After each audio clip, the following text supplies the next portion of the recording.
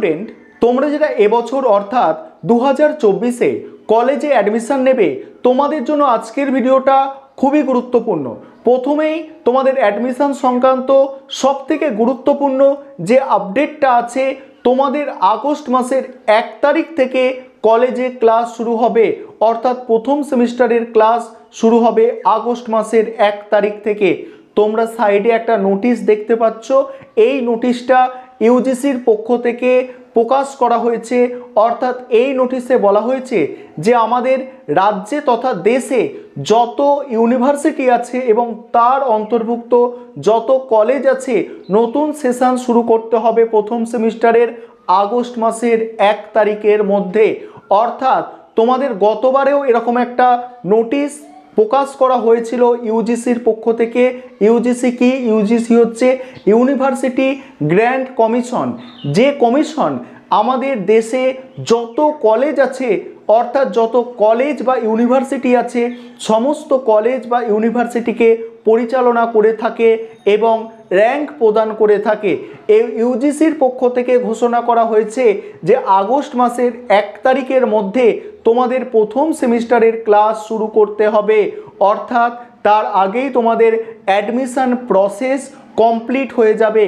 তোমরা জানো যে আমাদের রাজ্যে এবছর থেকে সেন্ট্রালাইজ পদ্ধতিতে অ্যাডমিশন প্রসেস শুরু হতে চলেছে এবং তার জন্য ওয়েবসাইট তৈরির কাজ প্রায় শেষ মুহূর্তে। অর্থাৎ তোমরা জানো যে ওয়েবসাইট তৈরির কাজ চলছিল এবং সেটা প্রায় শেষ মুহূর্তে। এখন কলেজগুলো টেস্ট করা হচ্ছে, কলেজগুলোকে দিয়ে যে ওয়েবসাইটটা তৈরি হয়েছে সেই ওয়েবসাইটটা কিভাবে র্যাঙ্ক করবে, কিভাবে কাজ করবে, সেগুলো এখন কিন্তু টেস্টিং চলছে।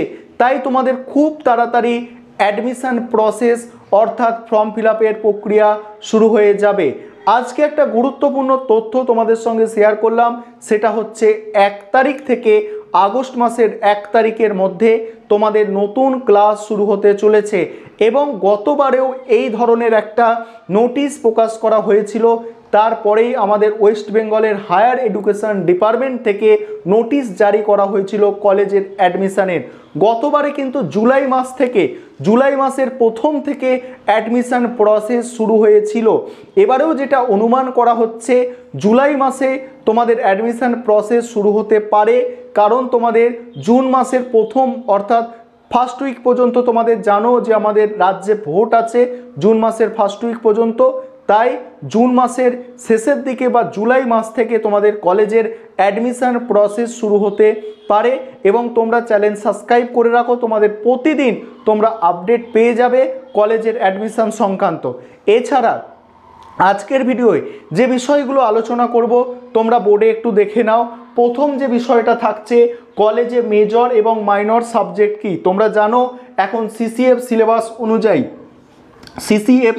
অনুযায়ী কলেজে 4 বছরের অনার্স এবং 3 বছরের পাস কোর্স পড়ানো হয়। সেক্ষেত্রে মেজর মাইনর সাবজেক্ট কি এটা বলে দেব। পরে গুরুত্বপূর্ণ বিষয় যেটা আছে, কোনো সাবজেক্টে অনার্স পেতে হলে কত শতাংশ নম্বর তোমাদের লাগবে। পরের যে গুরুত্বপূর্ণ বিষয় যে 160 নম্বরের বেশি পেলে সকলে কলেজে ভর্তি হতে পারবে। কিভাবে তোমরা 160 নম্বরের বেশি পেলে কলেজে ভর্তি হতে পারবে এটাও আলোচনা করব। প্রথমে বুঝে নাও কলেজে মেজর এবং মাইনর সাবজেক্ট কি। কলেজে দুটো কোর্স পড়া হয়, একটা হচ্ছে অনার্স কোর্স আর একটা হচ্ছে জেনারেল কোর্স অর্থাৎ পাস কোর্স। দেখো অনার্স কোর্সের ক্ষেত্রে সেটা সায়েন্সের কোনো সাবজেক্টে অনার্স হতে পারে, আর্টসের কোনো সাবজেক্টে অনার্স হতে পারে, কমার্সের কোনো সাবজেক্টে অনার্স হতে পারে। অনার্স কোর্সের ক্ষেত্রে আগে ভালো করে বোঝো, অনার্স নিয়ে তোমরা যারা পড়বে তোমাদের যে অনার্সের পেপার সেটাকেই বলা হচ্ছে তোমাদের মেজর পেপার। মেজর অর্থাৎ তোমরা যারা অনার্স নিয়ে পড়াশোনা করবে, তোমাদের অনার্স যে সাবজেক্টটা নেবে সেই সাবজেক্টটা হচ্ছে তোমাদের মেজর সাবজেক্ট। এবং তোমাদের অনার্স একটা সাবজেক্টে নিলে আরও দুটো সাবজেক্ট পাসে রাখতে হয়, অর্থাৎ পাস কোর্স হিসাবে রাখতে হয়। সেগুলো তোমাদের হচ্ছে মাইনর সাবজেক্ট। অর্থাৎ প্রথম যেটা পাস কোর্স হিসাবে বেছে নিচ্ছ সেটা মাইনর 1 এবং দ্বিতীয় যেটা পাস কোর্স হিসাবে বেছে নিচ্ছ সেটা মাইনর 2। অর্থাৎ তোমরা যারা অনার্স নিয়ে পড়াশোনা করবে তোমাদের অনার্সের সাবজেক্টটা মেজর সাবজেক্ট এবং আরও দুটো যে সাবজেক্ট তোমরা পাস কোর্স হিসাবে রাখছো সেগুলো তোমাদের হচ্ছে মাইনর সাবজেক্ট। এবারে তোমরা যারা জেনারেল কোর্সে অ্যাডমিশান নিতে চাইছো 3 বছরের, তোমাদের দেখো তোমাদের হচ্ছে প্রথম যে দুটো চয়েস পাস কোর্সে তোমরা যারা পড়বে তোমাদের 3টে সাবজেক্ট ফর্ম ফিল আপ করার সময় দিতে হবে, সাবজেক্ট 1, সাবজেক্ট 2, সাবজেক্ট 3।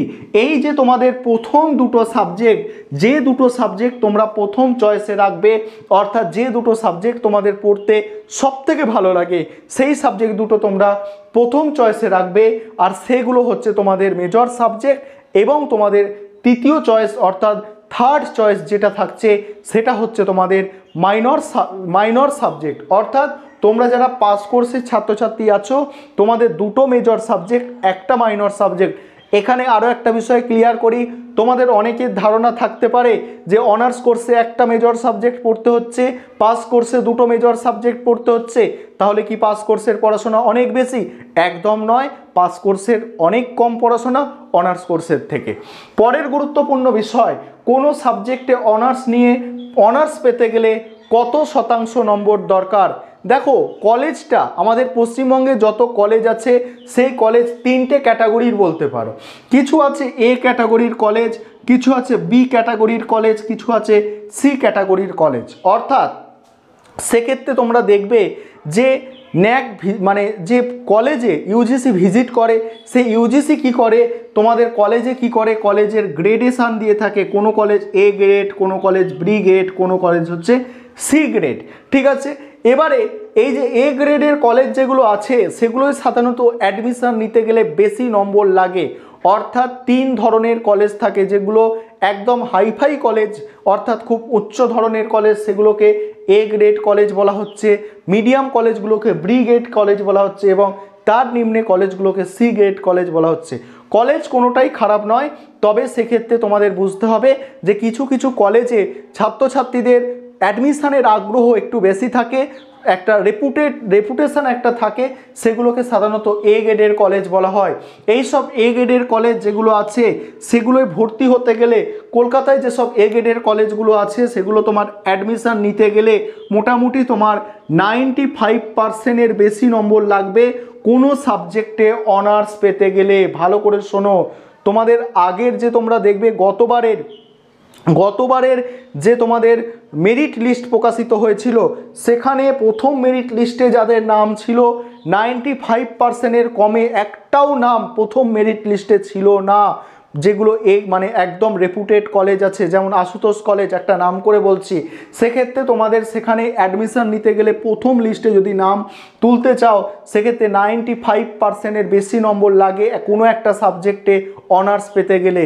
তাহলে তোমরা অ্যাভারেজ ধরে রাখতে পারো যে 90% থেকে তোমাদের 100% নম্বর লাগবে।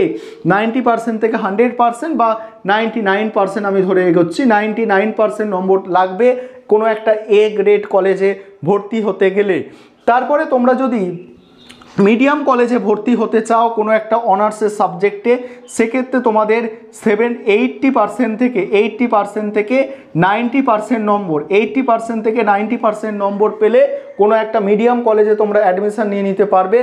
আর তোমাদের এইটা একটু ক্লিয়ার করে বলে রাখি যে মোটামুটি একটা ভালো কলেজে কোনো একটা সাবজেক্টে অনার্স নিয়ে পড়তে গেলে মিনিমাম তোমাকে 75% ওভারঅল নাম্বার থাকতে হবে এবং যে সাবজেক্টে অনার্স নিয়ে পড়তে চাইছো সেই সাবজেক্টের নম্বর 80-র ওপরে রাখতে হবে মোটামুটি একটা ভালো কলেজে অনার্স নিয়ে পড়াশোনা করতে গেলে। কি বললাম, মোটামুটি একটা ভালো কলেজে অনার্স নিয়ে পড়তে গেলে মোটামুটি তোমার 75% ওভারঅল নম্বর থাকতে হবে এবং তোমার কিন্তু যে সাবজেক্টে অনার্স নিচ্ছ সেই সাবজেক্টে 80-র বেশি নম্বর থাকতে হবে মোটামুটি ভালো কলেজ। আর একদম যেগুলো হাইফাই কলেজ আছে সেখানে 95 তো অবশ্যই লাগবে যে সাবজেক্টে তুমি অনার্স নিচ্ছ এবং তোমার ওভারঅল নাম্বার 90%-এর ওপরে অবশ্যই দরকার। যেগুলো একদম টপ র্যাঙ্কের কলেজ আছে, যেগুলো একদম টপ কলেজ, সেই সব কলেজে অ্যাডমিশান নিতে গেলে। আর শেষে আমি কি বলেছি যে 160 নম্বরের বেশি পেলেই সকলে তোমরা কলেজে ভর্তি হতে পারবে। হ্যাঁ, এটা ঠিকই শুনছো। জেনারেল কোর্স অর্থাৎ পাস কোর্সে তুমি মিনিমাম পাস করলে অর্থাৎ তোমাদের 30-এ পাস, এক একটা সাবজেক্টে 30-এ পাস। এইচএসে তোমাদের টোটাল থাকে 5টা সাবজেক্ট, অর্থাৎ 150 নম্বরের বেশি পেলে তুমি পাস করে যাচ্ছ। সেক্ষেত্রে 150-র বেশি তুমি যদি পেয়ে থাকো, একটা মানে টোটালে 150-র বেশি পেয়ে থাকলে তুমি যে কোনো না যে কোনো কলেজে পাস কোর্সে অ্যাডমিশন নিতে পারবে, অর্থাৎ পাস কোর্সে পড়তে পারবে। তোমার এইচএস পাস করলেই তুমি কলেজে তুমি পাস কোর্সে অবশ্যই অ্যাডমিশন নিতে পারবে, সে নিয়ে কোনো চিন্তা ভাবনার কারণ নেই। অর্থাৎ পাস কোর্সে সবাই অ্যাডমিশন নিতে পারে। আজ এই তথ্যগুলো তোমাদের সঙ্গে শেয়ার করার ছিল। অবশ্যই চ্যানেল সাবস্ক্রাইব করে সঙ্গে থেকো। তোমাদের প্রতিনিয়ত কলেজের অ্যাডমিশন সংক্রান্ত আপডেট এবং অ্যাডমিশন রিলেটেড বিভিন্ন বিষয় তোমাদের আমি বলতে থাকবো। আর অবশ্যই নিজেদের বন্ধুবান্ধবদের মধ্যে এই তথ্যটা শেয়ার করে তাদেরও বিষয়বস্তুগুলো জানার সুযোগ করে দাও।